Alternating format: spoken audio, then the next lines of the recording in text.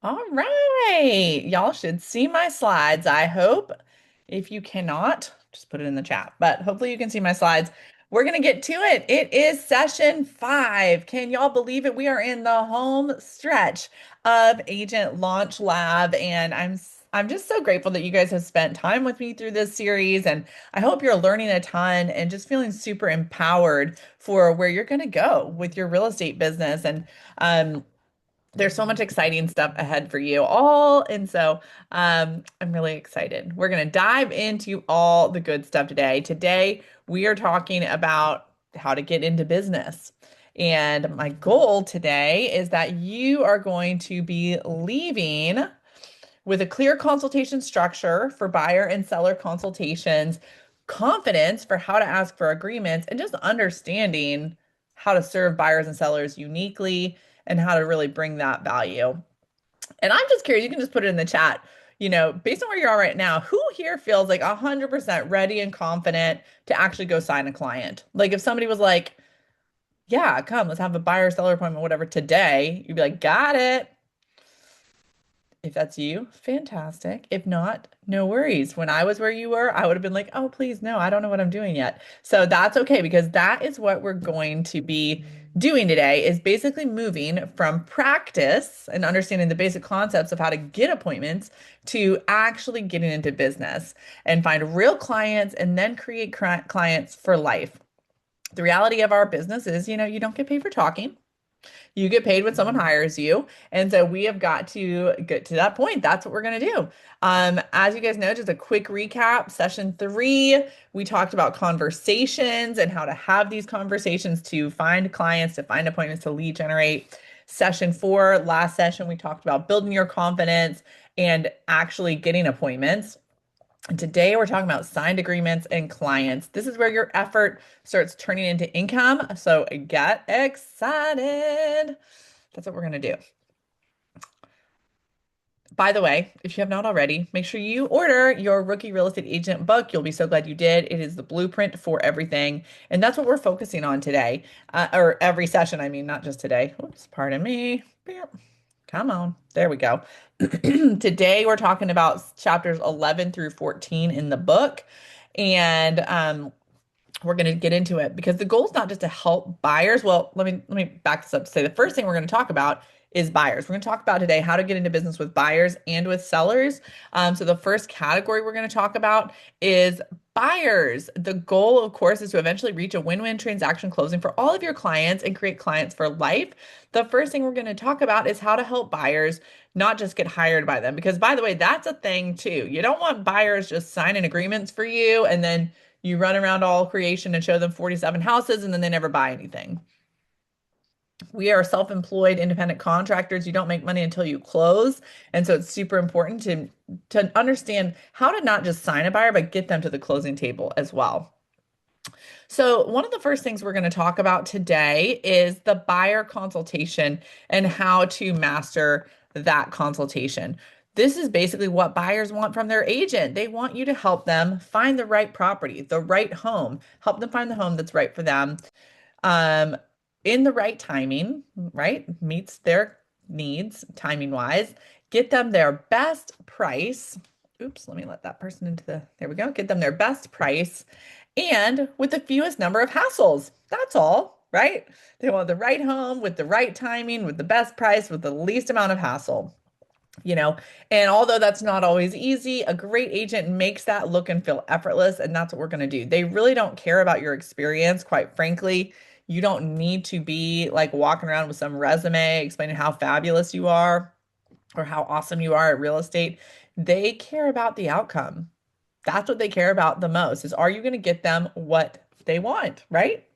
And so we need to first of all talk about your value. How do you help them do that? Well, what are the 4 core services of a buyer's agent?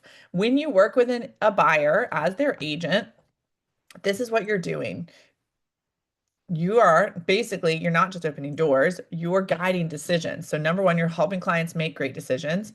You're searching for properties. And by the way, that should not just be, oh, I'm just going to set them up on a search and hope they see stuff, right? You actively are looking for things off market if you can't find what they need, if they want to be in a certain neighborhood, maybe you're going to go door knock that neighborhood to find potential opportunities. You're searching for properties. Number three, you're touring homes and just helping them decide what to buy. And by helping them decide, I mean you're their guide, right? And you're making offers and negotiating contracts. That is what you're doing over and over and over again, over and over and over again.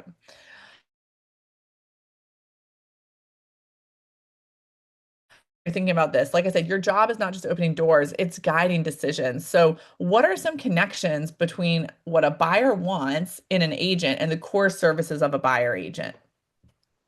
Meaning, if you know that what a buyer wants is the right home with the right timing, with the best price, with the least hassle, and that your job is to help them make a great decision, find homes, tour and evaluate and negotiate contracts.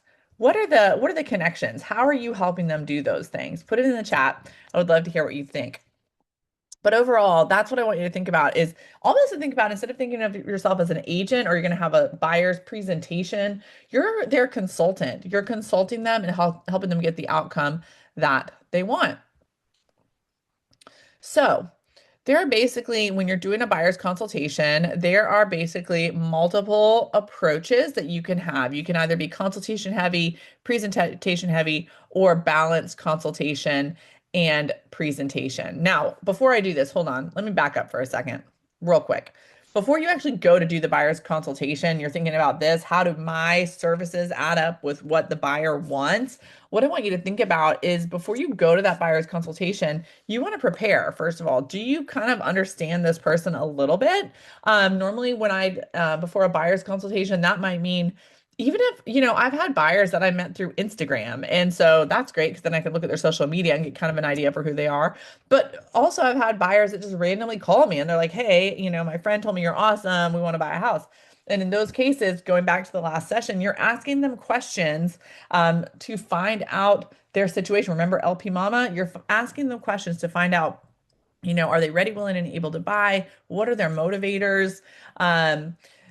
Next, once you figure all that out, of course, you're going to go to the buyer's consultation to the appointment.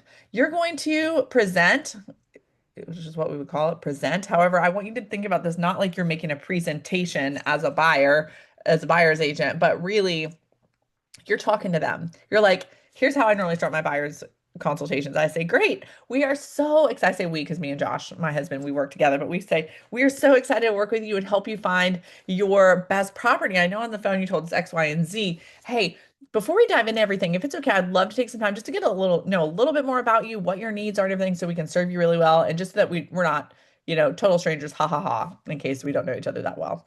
And I'll just say, so tell me about yourself and tell me about yourself, what you guys have going on in life and what's bringing you to this point. So I'm just asking them to kind of like fill me in on all the things. I'll ask them questions as I go along. Then once we do all that, I'm going to ask them all sorts of detailed questions around what they're looking for, right? Tell me the details of the type of property you're looking for. What are your absolute must-have non-negotiables? What's your timeline? Is there anything that could get in your way? So I'm going to ask these really specific questions to get clear on what they want. Then once I'm clear on all that, then I'll present to them my buyer guide and I'll say, okay, great. Based on everything you shared, I'm so excited. I know we can help you. I already have some ideas in mind for XYZ, whatever it is they told me that they wanted. Real quick, let me go through our buyer guide with you. I was just going to give you, I'll send this to you too, so I'm not going to read it to you in detail, but I'm going to just share it with you, and then you can take it with you to share some of the services that we do for our clients. And I go through the buyer's guide. Like I said to them just now, I'm not reading it to them, but you don't want it to feel presentation-y, but I'm going to tell them highlights. Like, here's a few things that we do for our buyers. Here's how we keep you updated. Here's what you can expect. And then here's some of our next steps. So our next steps, does all this sound good? We've gone through everything. Do you have any questions for me? What questions can I answer for you? Then they ask me questions, right? So just to recap, we get the appointment. We start the appointment. I say, basically, tell me about you. Tell me about what you have going on in life, a little bit more about what you're looking for. Tell me all the details of the type of property you're looking for, your non-negotiables, your must-haves, your timelines, your motivators, anything that could hold you back. Great. Step 3, I'm going to share my buyer's consultation guide with them. And I'm not going to read it to them, but I'm going to tell them the highlights of what we do, what our general rhythm is of how we work with our clients and what they can expect. Then I'm going to say, what questions do you have for me? And I'll let them ask me any questions they want. And I will answer those questions. And then you know what I'll say? I'll say, what other questions do you have for me? And let them ask any more questions that they have. Basically, my goal is to get all their questions out so that I can overcome every objection, every concern before we actually ask for the agreement. So I'm going to say that really as many times as it takes. It normally might take one or two times and that's it. But I'll say again, what other questions? Is there anything else? Right. And I'm going to keep asking that until they're like, I don't think I have any other questions. Say, okay, great. And that's when I essentially close them. And I do kind of a mix between like a soft close and a hard close. There's a lot of different ways you can do this, but here's how I normally say this. I'll say, um, let me give you two scenarios. If it went really well and I'm pretty confident that based on our conversation that we're going to work together, I'll say, you don't have any more questions. Okay, great. Well, it sounds like you're ready to get started. So our next step so that we can get this ball rolling and we can start looking at properties, by Saturday like you want to, we just need to sign the agreement to make it officially official that we're working together to the real estate commission. That's just the law. And then we'll get started. How's that sound? Great. Okay, great. Here's the form, right? So that's called assuming the sale, right? I'm saying, based on what we talked about, it sounds like we're ready to get started. So since you want to go ahead and start seeing properties on this date, and I can get the ball rolling, and if you notice, I didn't say, let's go ahead and sign a contract, right? I'm not saying that. I'm just saying, let's go ahead and fill out the paperwork to make everything officially official. That's exactly what I say, to make everything officially official. And then I kind of softly blame it on the law, right? I just say, so that we're officially official with the real estate commission and the law, ha ha ha. And then we can get started. That sound great? Great. Now, let's say if they're like, okay, sounds good, but I can't really get a feel on them if they're like maybe I've just met them and maybe I can't tell if they're interviewing other agents. They're not my best friend. It's not a shoo-in, right? Then I might say, okay, great. Well, since you don't have any other questions, there's a few things we can do from here, and you tell me what's best for you. And then basically, I'm going to give them choices, and I'll say two choices, by the way, more than two choices, max three, but really I like to keep it to two choices and that's it. Otherwise, a confused mind does nothing. Okay. So if I'm not totally clear, I'll say, okay, great. Well, this all sounds great. I'm so glad you don't have any other questions. So, based on where we're at now, there's basically two things we can do. If you're ready to go, which it kind of sounds like you are, I know you're really excited. I know you said you're really excited about this, this, and this. Then we can just go ahead and sign our official agreement to make it official that we can start looking at houses together and we can get this ball rolling. Or, I know you mentioned whatever it might be. I know you mentioned, your husband or that you've also got another appointment to talk to somebody or whatever. If you want, we can also sleep on it and I'll give you a call tomorrow and we can see about getting started. Tell me what's best for you. Now, you also can I'm going to tell you a little bit of psychology. You can also flip this a little bit. Um, so I would never suggest to somebody, do you want to interview other agents? Right? Like, we're not saying that, but this is a low pressure close for somebody that doesn't want to be rushed, right? There are certain personality styles that if you rush them into the agreement, they'll be very turned off. And so I want to finish with the positive. So let's flip that. So if they're like, I don't know, I'm not sure yet. I say, okay, great. Well, hey, I know you said you want to think about it a little bit. You mentioned, that you've got an appointment to talk to somebody about looking at houses tomorrow and you're going out of town. So you feel like you're busy this week. So there's two things we can do. Now, I can go ahead and start your property search for you right away, and all of those things. But really, before we can officially start looking at property, we've got to make it officially official that we're working together. So you tell me what you want to do. Do you want to sleep on it? And, you and your hubby or whatever, talk it over, and we can reconnect tomorrow. You let me know what other questions you have. Or if you're ready to just go ahead and start seeing properties, we can get this ball rolling. I know you said you saw a house down the street that you're already excited about.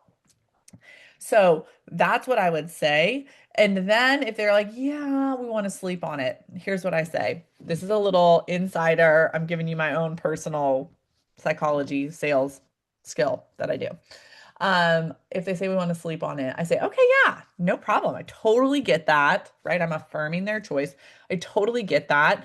And I know that sometimes, it actually can be kind of stressful when we haven't made a decision about something and, we think about all the possibilities and can him and haw. And so can I give you a little piece of advice? Yes? Okay, great. It's going to sound cheesy, but I promise it works. So my mom always told me to give things the pillow test. And all that it means is sleep on it tonight. And, if you go to sleep tonight and you're like thinking about what we talked about and you're kind of excited about some of the strategies we talked about, and you've got some properties you're excited, then it's a great sign that we might as well go ahead and get started working together and get this thing going, because all signs are pointing to go. That's your gut talking to you. Now, if you go to sleep tonight and you never think of me again, then we're not a fit. It's probably not a thing for us to work together. That sound good? Okay, great. I'll call you tomorrow. You let me know how that pillow test went.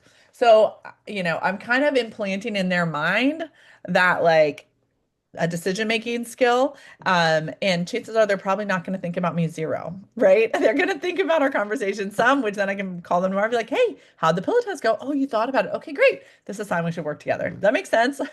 So I know that's like a little thing, but it really helps. Instead of awkwardly being like, okay, cool, I'll call you next week. You know what I mean? So love that. Joey said, love that. Thanks for sharing. You're welcome. It's simple, but it really helps me. If you notice, I just blame it on it is a little cheesy and I call it out. I said, this is a little cheesy. You know what I mean? And so it's like not weird. Just call the elephant out in the room.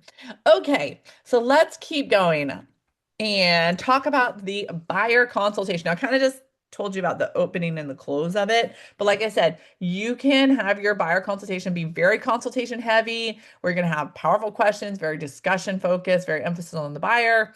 That's sort of I like that. I like to really focus on them. You can also be very presentation heavy, which is like education focused, very detailed information, more emphasis on the service you provide, or it can be both, where it's going to feel more like a strategy session, education discussion, and the emphasis on that partnership. Now, my piece of advice that I would give you is start simple. Start simple. The most important thing is that you focus on connection and clarity. That's the most important thing. Like I talked about earlier, in my personal opinion, well, not really my personal opinion, it's kind of true just across the board. Clients don't particularly care that much about your fabulous service flow, right? They care about, do you care about them? Remember what we talked about a few sessions ago? Pretend like there's a sign hanging around someone's neck saying, make me feel important. That's what we're talking about. Are you making them feel seen, heard, and important? That's what matters most to them.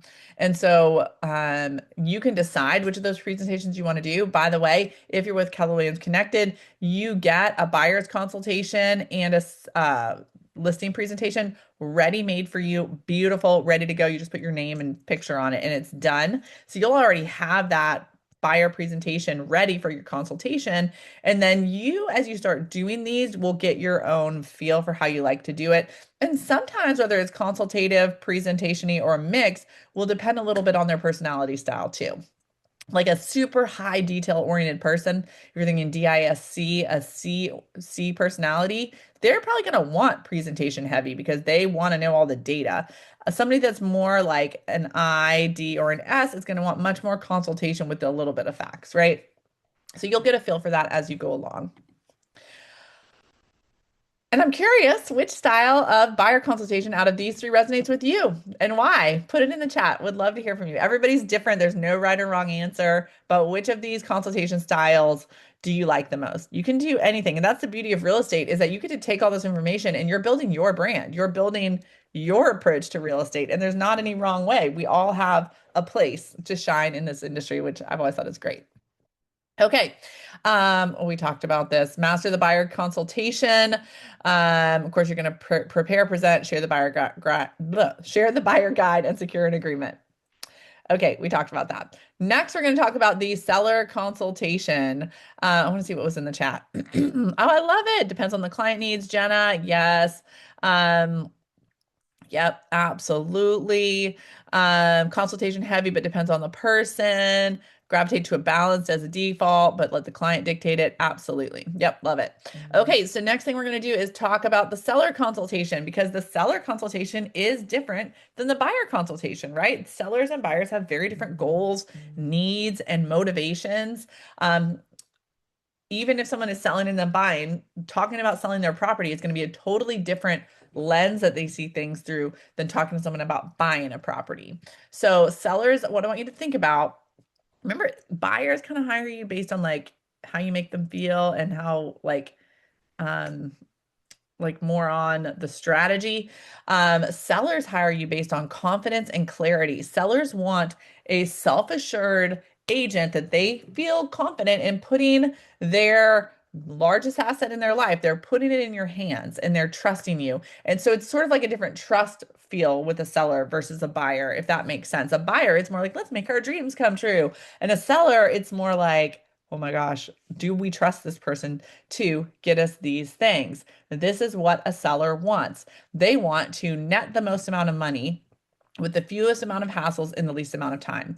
Translation, right? They're thinking, how do I make the most amount of profit from selling my house as quickly as possible, as easy as possible? That's what they want. And if they end up feeling like you're not helping them make the most amount of money, or it's too much of a hassle to work with you, or it's taken way too long, they're not going to be super happy. So if you can clearly explain to a seller how you get those three things, you win, my friend. You win. And so that's what we're going to talk about next. What are your four core services of being a listing agent? This is what you do over and over and over again when you're helping people sell properties. Advise and educate. That means you're giving them, perspective. Um, hey, do you need to declutter? What do they need to fix about their home before they go on the market? What are the things that need to be ready to go, right? Advise and educate. What's the market looking like right now? Helping them understand the pricing, what's the climate of the market, etc. Next, once you list the property, your job is to market the property effectively, get the most amount of eyeballs as you possibly can on that property. Personal opinion, there are brokerages out there that do a lot of brokerage exclusive listings, which means they don't market the listing to the entire MLS and the entire public, just to a set group within their brokerage. That can stroke a seller's ego because they feel special and secretive. But honestly, it doesn't do them the best service, because the best way to find the best offer and help them net the most amount of money is to get the most amount of eyeballs and potential buyers on that property. So you want to market the property well. Then you want to negotiate their contract, right? You are their fiduciary. Your job is to negotiate that contract and ultimately get them to that closing table and close that sale. This is where you become a strategist, not just an agent. So, what is most sellers' pet peeves? Sellers do not like, generally speaking, sellers do not like it when an agent just puts a sign in the yard and peace, hope it works out. They want to feel like you are their partner and that you are being a strategist with them. Like, hey, if we move that shelf out, it's going to make that room feel bigger. We've got to declutter this area. Hey, you see that thing on the ceiling? Buyers aren't going to like that. Let's adjust this, or this. You need to paint, right? Like whatever the stuff is, they want to feel like they can really trust you to get them the best result. And so that is what you want to think about when you are. Oh, someone's unmuted. Hey. Okay, cool. So curious, what are some connections between what a seller wants in an agent and the core services of a listing agent? So remember, what does a seller want? They want to sell their home, get the most amount of money, the least amount of hassle, in the fastest time. What do? Advise, market, negotiate, close. That's what you do. So I want you to think about that. How do those two things connect for your client, and how does that show up? Feel free to put it in the chat. Okay, while you're thinking on that, we're going to go ahead and start talking about that seller consultation. There are basically 3 steps to a signed listing agreement, and this is what it is. Share a pre-listing packet. Now, what is the pre-listing packet? It's basically, that's your listing presentation. And there's a few different ways you can do this. A lot of agents like to send over the listing presentation before the listing appointment. It's a great way to help your client start to kind of like wrap their brain around services that you offer. They can read it, they can get excited. And then your consultation is not you presenting your packet, it's you really looking at their home and talking through the things and answering their questions. So, it depends on the type of property and your style. I know agents that, they hand deliver or have a courier service that hand delivers the listing presentation to that house on their doorstep. Um, I don't personally do that. I think it's a fantastic service to do. It's just easier for me to send it electronically, and then I bring them a printed copy. So whatever you want to do. But like, let's say someone calls me today, they want me to come over to their house tomorrow to talk about listing their house. I'm going to send them and say, okay, great. Hey, I'm going to go ahead and email you my pre-listing packet just so you can look through some of the services that we offer. You can read through some of the things that we do. And then when I come tomorrow, we're going to dig into all the things about your house and answer any questions you have. That sound great? Okay, great. So that's what I do. Then before the appointment, I'm going to prepare. What does that mean?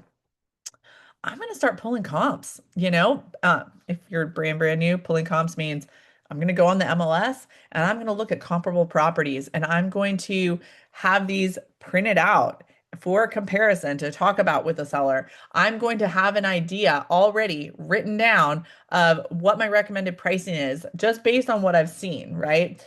Low, medium, high. What's our price range that we could be in? You can you can um, start to pull that data and in this market, what you don't want to do is pull comps from things that sold 3 months ago. The market has changed so much. What I like to do for comparables is I pull homes that are under contract currently, or that have just hit the market in their neighborhood because it definitely is changing. And so I'm gonna have all that printed out and prepared. I'm also gonna go through anything I have already about their home. So like if it was already listed, like it's not a brand new construction, right? It was sold in the past. I'm going to go in the MLS and find old listing pictures, read about the property, read any disclosures about the neighborhood, be aware of the HOA. Like I want to show up like I'm already an expert because it makes it way easier to advise them than if I just show up and I'm like, tell me about this house. Who knows what they're going to tell you? They might forget to tell you something really important about an easement on their property or something with the HOA or whatever, right? So that's super important. Then I'm going to host a consultation and secure the agreement. That's it. So that obviously is where you're at their house talking to them, and we'll talk about that. Here's the last thing I want you to think about, and then we're going to move to the next slide. If you don't control the appointment, you don't get the listing.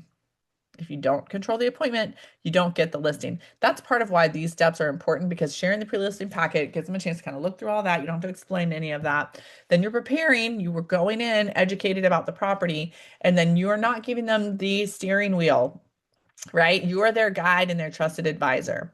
So already, I want you to put in the chat, what are some differences that you are noticing between consulting buyers versus consulting sellers to get that agreement? And in your opinion so far, what are some important skills that you think you would maybe personally need to work on for both? Is there anything in particular that you're like, you know, for me, when I was new, one thing I realized I was like, ooh, I need to work on like a more assertiveness and not just like making them feel awesome, but being willing to tell them the hard truth about their property too. That was a skill for me. But you can put in the chat of what you think might be important skills that you need to work on, and what are some of the differences between buyers and sellers. Okay. Let me make sure I am not missing anything. I feel like I'm missing a slide. That's weird.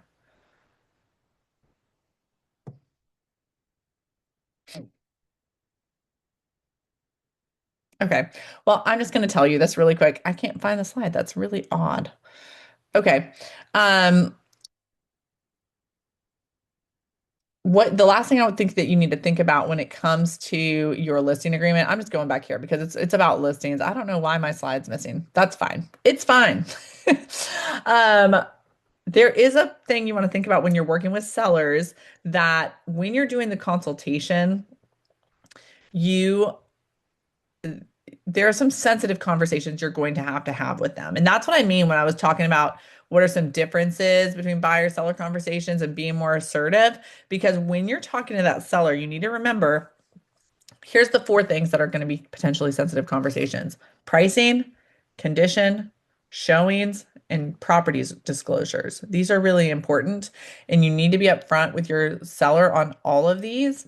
And why are some of these sensitive? Well, pricing and condition you're talking to somebody about their home. And oftentimes, even if it's like not a place you would want to live, or they're moving somewhere else, or whatever, it's their home.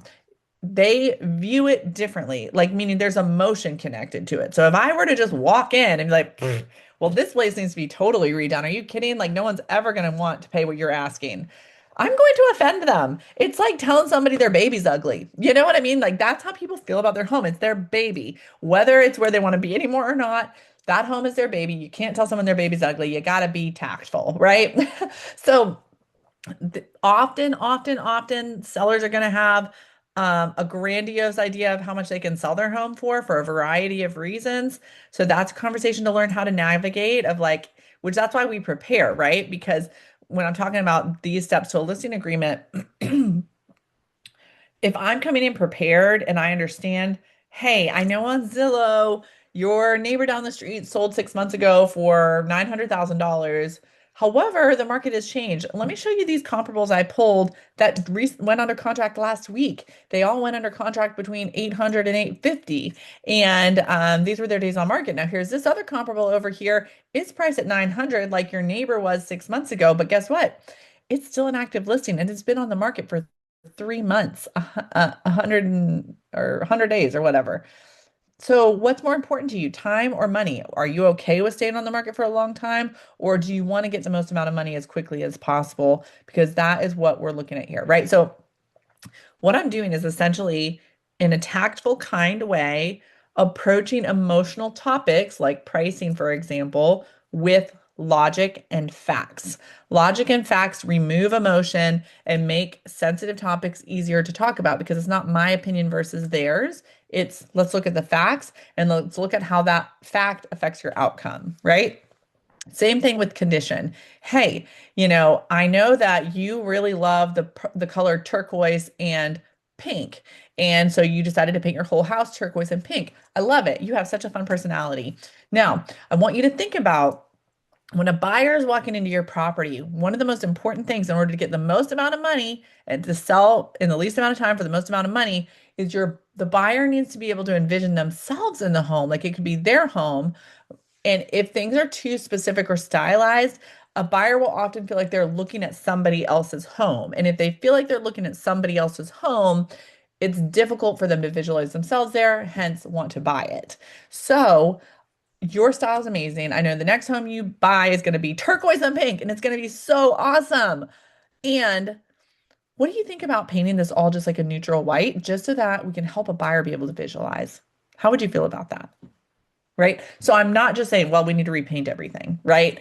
I am tactfully giving them an understanding of the strategy around the thing. You know, I know that you really love bowling and you have dedicated your entire kitchen to bowling, and there's bowling pins everywhere, and the chandelier is bowling pins or whatever, right? Again, same thing. So I'm talking about how do we help the buyer walk in and say, this is where I want my Christmas tree to go. When the buyer emotionally connects to your property, Mr. and Mrs. Seller, that's when they want to make an offer. So does that make sense? Now, the third sensitive conversation is showings. And this is super important. My husband and I once had a listing where she really wanted to sell, but she declined like every showing that came in. So guess what? Her property didn't sell because she kept declining showings. And so that's something you want to talk about up front. And that can look like, hey, Mr. and Mrs. Seller, okay, in order to sell this house, as you know, we need to get eyeballs on the property. We need to get people viewing your property. Now, I know you're super busy. Your kids are in 42 competitive sports, and you both work from home, and you have 3 dogs. So we need to plan together. How are we going to do these showings? Like, do you want your showings to be available like all the time? Do you want specific days? How much advance notice do you need, etc.? How would you feel about taking a long weekend for the first 2 weeks that were listed so that you just don't have to worry about it? The house is clean and you're gone. We could do that. Let me give you some, or you could start it and say, here's 2 scenarios. We need to either agree ahead of time on the days and times that you're going to have your home showing ready every single week and how much advance notice you need, or we need to agree on the times that you're going to be completely out of the house so that people can view it. If we don't have times where people can see the house, it's going to make it really difficult to sell. And I know that you want to move to that other house in 42 days. So, let's get the show on the road, right? I'm just getting really clear and saying, what is the expectation here? And then the last sensitive conversation is disclosure. And this is extremely important. I know you've learned about this in real estate school. We cannot and will not, right? Misrepresent a property or fail to disclose information. That is super, super important, not only for your client, but also to protect your license. And so you always fill out the property disclosure together and ask questions. Help them be really thorough so that you don't run into a snafu later where they, just decided not to tell you that there's, whatever it is, a lien on the property or something buried in the backyard. You need to know all the things so that you can help them have the best experience. And that's what I talk about with disclosure. They say, hey, now, I know, you've lived in this house and you know more about it than I do. It's super important that we're on the same page about what needs to be disclosed and what's been going on with this property because if we have surprises later, it's harder to close and I want you to have the smoothest experience, right? So I'm always like making it about them. This is about you having the best experience. This is about you getting to the closing table, and this is why I'm asking these questions. Make sense? Okay. This is where most agents lose deals, by the way, is by avoiding those four hard conversations. How do people avoid those conversations? Pricing. They just take whatever price the seller says they want. Then a seller hires that person, and you just hired an agent that just told you the highest possible price because that's what they thought you wanted to hear. And now, guess what? That house is going to sit on the market. And who is that seller going to blame? They're going to blame that agent. It's not going to be fun. So, pricing, avoiding the condition conversation. Again, you're going to end up with a house sitting on the market and a frustrated seller because it's almost like thinking about these are like compassionate conversations. If you want your seller to have a great experience, you have to be willing to tactfully and with compassion and respect and empathy have these conversations. If you're rude about it, you're just going to make them mad and not get the result. Okay. All right. So we're going to go to chapter 13 in the book, which is about working with buyers. So we already talked about how to do the buyer consultation. Great agents, when you think about working with buyers, great agents don't show homes. They guide decisions. If all you're doing is opening doors and letting someone walk in and then letting them make the decision, what are you really doing? You know what I mean? So that's our job is to really dig deep into their wants and needs, which you should have done during the buyer's consultation. So these are really your two categories. Your business as a buyer's agent is know your clients inside and out, upside and down, and know your market so that you can advise your client well. Do you understand what their priorities are, what their needs are, what their motivators are, what could get in their way? And do you understand thoroughly? And are you helping your client understand? Are you in a buyer's market or a seller's market? And if so, how are you guiding them, right? Obviously, if you're in a buyer's market, your buyer has way more power and leverage versus a seller's market. It's so much more competitive for a buyer, right? In case you are wondering, or if you're not aware, we're still technically in a seller's market in the Charlotte area. It's about 3 months of inventory. In order to have a balanced market and start moving into an official buyer's market, it's 6 months of inventory or more. However, the dynamic does feels a little bit more right now like a buyer's market than a seller's market, which is the interesting thing. And predictions are showing that Charlotte inventory is rising dramatically right now, like dramatically. And so we could very, very quickly be moving towards a buyer's market. Okay, so that's good to know. Good to know. So when you're working with buyers, you want to show the right homes. Show the right homes. What type of home is your client looking for? What features and amenities do they desire? What area do they want to live in? What are their priorities and what is their price range? Type, features, area, priorities, price. Those are the things you're looking for. These are the questions I'm asking during the buyer's consultation. And then when I'm going onto the MLS and setting up an automatic recurring search for them, it's based on those features. Now, I'm also going to go through the search on the MLS and comb through and knowing, like, I want to demonstrate to my client that I know them. So even though they told me the basic features and it's automatically sending them a search, I'm still going to go through and say, hey, did y'all see this, this, and this? I know you mentioned the last time we looked at the house, you talked about how much you loved that fruit tree in the backyard and the doggy door. Well, this one also happens to have a fruit tree and a doggy door. I know it doesn't have that, you know, kitchen that you love, but I thought you might want to know that, right? So I'm just demonstrating to them that I really understand what they're looking for, and I'm helping them sift through the stuff. If you, all you're doing is sending them a list of homes every day, then basically that's like you're being Zillow, right? Like you need to offer more service than that. So I'm really thinking about how do I help them find the best homes? Now, best practices for showing homes.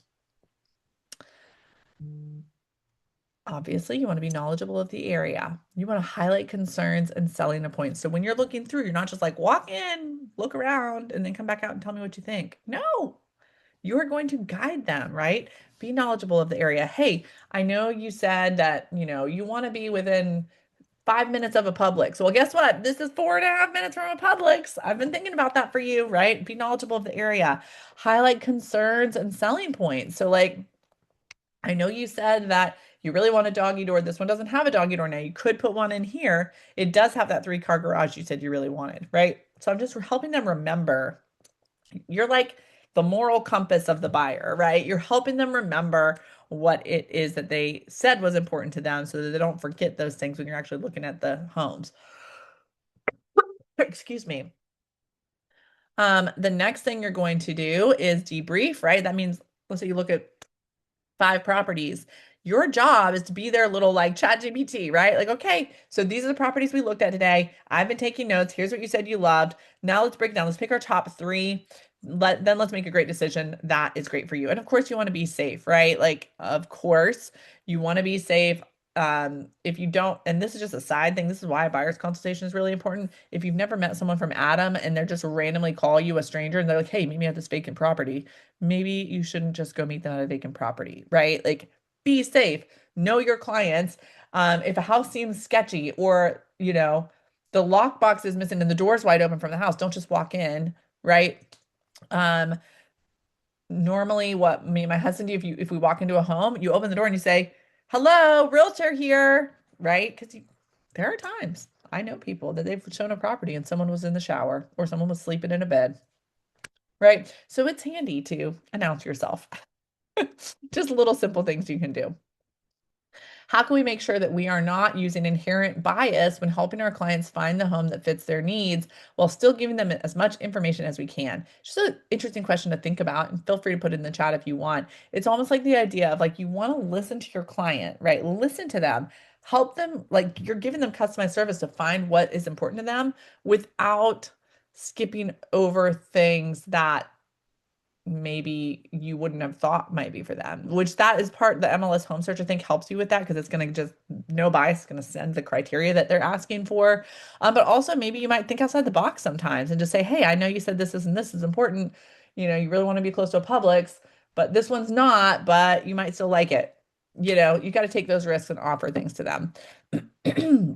Last thing about working with buyers, you have to be prepared to help buyers with the hesitation and how to facilitate decision making. Because if you notice back here, we talked about we're going to be knowledgeable, we're going to talk about concerns, we're going to debrief, pick top three, and then help them make a decision. This is number 5, help them make a decision. So this happens a lot to new agents, and it's an important skill to think about. You want to help buyers not get stuck in overwhelm or indecision or decision fatigue. Sometimes this is why I know agents that are like, I show 5 properties and then we have to narrow it down because, you know, when you get to where you're like, oh, we looked at 20 properties in a weekend, the buyer cannot even remember all those properties. And most of more than anything, at that point, they're overwhelmed. And then they've got indecision and they're not going to make a decision and they're going to get stuck. And then the next thing you know, they're like, you know what, we're going to take a vacation. We're going to put this whole home buying thing on hold or whatever. And you want to help them, right? Your job is to get them to the closing table to get what they want, right? Remind them what they said they want. So hesitation number 1, buyers are afraid to commit. Solution, you're going to revisit that client motivation when they're like, I don't know, I'm getting nervous, I'm having cold feet. Wow, remember you told me that, if you don't find, a place with 3 acres so that your 12 dogs can run around, that you are going to really just cry every night. How do you feel about that? I know I'm making up random scenarios, but like revisit the client motivation. Buyer mistake, buyer's mistake, wants for needs. This is a big one. This is where you're their guide, helping them be clear on what is most important to them. So Wants versus needs. This is where you're asking them in the consultation and then reminding them when you're looking at houses, what are your non-negotiables? Okay, you told me you must have 3 bedrooms, um, a half an acre size lot or more, and you must have an office. Now, you said if you could, you would also love to have a bonus room, a man cave, and I don't know, a walkout basement. Now, this has all of these. It doesn't have a walkout basement, but you said that was like either way. So, um, are you saying that you're willing to sacrifice these other 3 things just so we can find a walkout basement, or is this worth it to you, right? So you're reminding them, providing perspective and calming their fears, right? Hesitation. Um, Buyers want to see more homes. Often, this is where the decision fatigue comes in. They can't make a decision, so they're like, let's just keep looking. Yes, you can keep looking. And sometimes we have had clients where we do look at more homes. However, you want to give them the perspective like, okay, I know you said you really love, like you cried when you saw this house and you're like, oh, I can just envision like raising our family there or putting our Christmas tree here or whatever the thing is. And now you're like, want to wait. Well, let me just ask you, we can definitely look more, but I want you to think about this. If 3 more weeks go by and you don't find anything that makes you as excited as this house on Cherry Pie Lane, and then that house goes under contract, how are you going to feel? Are you okay with that? And they might say, yeah, I'm fine with that. Then, okay, great. We need to keep looking. Or they might be like, oh, yeah. So you're helping them get that perspective of the cost of waiting. Calculate the cost of waiting. It's not always in dollars. For buyers, sometimes it's a cost in dollars, but sometimes for buyers, the cost of waiting is emotional, right? It's feeling like they're going to miss out on this opportunity, especially right now with how our market is. Buyers are very price sensitive and they want pristine condition and they feel like they have the upper hand, even though it's not a full buyer's market. And I'm saying that to say you want to help a buyer. So in this market right now, buyers can kind of feel like they don't need to have that urgency where they're like, it's fine. We love that house, but let's wait and wait to see if the seller reduces in 2 weeks or whatever the thing is. And helping them to understand, like, we can do that. However, that house could sell and it's not guaranteed that it's going to be on the market 2 more weeks with a price reduction, right? And so giving them that perspective is super important. Remember, you are their trusted advisor. And hesitation number 4 is buyers are listening to the wrong people. Lord have mercy. Everything went good, and then they went home and they talked to their cousin Sally, and all of a sudden they're like, "Yeah, it's a bad time to buy." And you're like, "What?" So you want to be their personal cheerleader, always be encouraging them, always be coming at them with logic and perspective. Okay, 12 minutes. We got to go. Working with sellers. This is your job, your mission for, oh, and by the way, last thing about buyers, indecision is your job to solve, not something for you to wait on. That's your job. When you notice your buyers get stuck in indecision, your job is to get them out of it. Now, working with sellers, listings do not sell themselves. Everyone repeat after me. Listings do not sell themselves. Now, from 2020 to 2022, they kind of did, but that's not real. That's a unicorn real estate market. In a normal real estate market, listings do not sell themselves, strategy does. So it is super, super important that you are clear on what you're doing with the seller and how to help them. Okay. So, of course, working with sellers, you're consulting, you're setting expectations, and you're having those sensitive conversations. We talked about this. This is the pricing and condition, the showings, and the seller disclosure that we talked about earlier. Now, one thing that I think is really important to think about when you're working with sellers and you're helping them with pricing is this is a great visual to think about. Um, Remember how I said buyers right now are really sensitive to price and condition? Price and condition also go together. If a home is in pristine condition, it's easier to ask top dollar for that home. If a home needs work, especially in this day and age, buyers are going to want a deal. And so you've got to look at that and fill the gap for where your client wants to be. So sometimes that's through staging and just making it look different. And sometimes it's through helping your client understand. Now, listen, we can get 800,000 for your house. But in order to do that, let's look at these comparables. What's different about these listings that are listed for that price in your neighborhood versus yours? Let them self-discover. Oh, all their bathrooms are updated. Oh, everything is, it looks like a model home. Great. Remember how your home's turquoise and pink? That's fine, but we won't be able to ask that same price. So, do you want to spend a little time and energy and upfront dollars to make these updates in your house so you can get top asking price, or are you fine with kind of like we could also offer it as a deal, right? And giving the seller those choices. Like I said earlier, sellers want strong marketing. They want to trust that you're going to market their property and get the most eyeballs on their property. So one thing that's super important is that you build a strategic marketing plan to attract buyers. Now, this is a graph from NAR, and basically it is saying, so every year NAR, National Association of Realtors, does a study on consumers and how they find properties, how they find agents, all these sorts of things. And so what they found last year is how buyers find their home. So 49.5% found it on the internet. 30% found it with an agent, someone they know, open house yard signs, and other. So we know that those are the categories that are going to give you the biggest traction and the biggest bang for your buck is marketing that home, that listing on the internet to other agents, marketing to other agents. Who do you have that could be a potential buyer? Let's do a deal together. Doing open houses and sphere referrals, promoting it to their neighborhood, to your database, etc. If your marketing plan is weak, which AKA you put a sign in the yard and put it on the MLS, that's a weak marketing plan. If that's all you're doing, then that listing could definitely sit. And you could feel really stressed because one thing that's tough or different about listings versus buyers, you kind of feel in control, right? Because you're out showing properties, you're finding stuff, right? A listing, if you don't have a clear marketing plan, you can kind of feel out of control because you're like, oh, I put the sign in there. I just have to wait for people to call me and want to see it.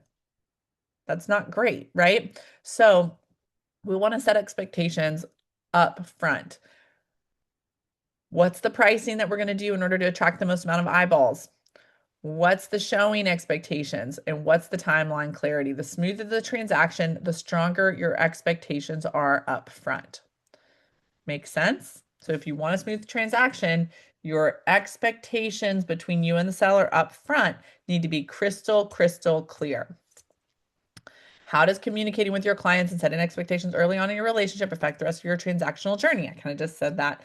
And what's something that you would make sure to do at the beginning of your agent-client relationship to set a standard? This is all about communication. Just like a marriage or a friendship, right? One of the quickest way to ruin any relationship is to have not communicate clearly and have unmet expectations as a result, right? Same thing with your client. If you want to have a great agent-client relationship, you've got to communicate clearly and have clear expectations. Okay. The last thing, that's all my slides, but um, let's wrap this up and put a little bow on it, shall we? I want you to write these down. And this can be homework, like you don't have to like have it perfect right now, but these are things I want you to feel good about. And these are some examples. By the way, I'm going to send you in the resources from this session. You're going to get a cheat sheet for buyer and seller consultation, a script guide, and a lot of great resources. But I want you to be going ahead and writing down my buyer consultation opener, write it on your paper, my buyer consultation opener, my seller consultation opener, my agreement close. Think about it like bookends. If you kind of feel confident in how you're going to start the conversation and close the conversation, you can kind of guide the rest loosely, right? So, buyer consultation opener, an example could be my goal today is to understand what you want and build a plan. My seller consultation opener could be I'm going to walk you through exactly how we get your home sold. And your agreement close could be based on everything we discussed, I'd love to move forward together. Are you ready to get started? Now, I gave you some examples earlier as well that are some of my favorites, but those are some examples, and I want you to be creative and put your stamp on it. All right, guys, so you now have the conversations, you have the confidence, you have the structure. The only thing between you and your first deal, really, at this point, is just asking someone to work with you and going to find the people. So, I hope this was helpful for you today. 11:55. Man, I was worried I wasn't going to make it in time. I guess I sped up a lot. What questions do you have? What can I answer for you? I would love to hear your feedback. What were your ahas and takeaways from today's session? Let's see. Oh, Jenna said, when working with buyers, I think it's always important to put yourself in their shoes and walk with them in the process rather than in front of them. That's so good. Or behind them. That is so good. On a basic level, would it be okay to share that image of the home pricing graph with sellers? Yeah, totally. You could totally sell that or share that. It helps them understand how to price the property. We also have this really awesome strategy, like state of the market session at our office that we have every single quarter, where we get in like very in-depth detail slides and graphs about price points, days on market based on price point, and all of those things. So those are great to include as well. If you're with our office, that's all included in your listing presentation and buyer's consult that's provided for you. Honesty is key. Ooh, that's a good one. And communication is key is the second part. They go hand in hand. They totally do. They totally do. Anything else? Questions, comments? Are you guys excited? We have two sessions left. So we'll meet next week and session six. And then remember, session seven is going to be next Wednesday. What is that date? The 6th, May 6th. Yeah. It's May 6th, next Wednesday, in person at our office. We'll do the last session. We'll have prizes and I'll have some really exciting opportunities for you guys. So I'm glad you guys can be on. Thanks for being here, and I'll see you next time. Bye.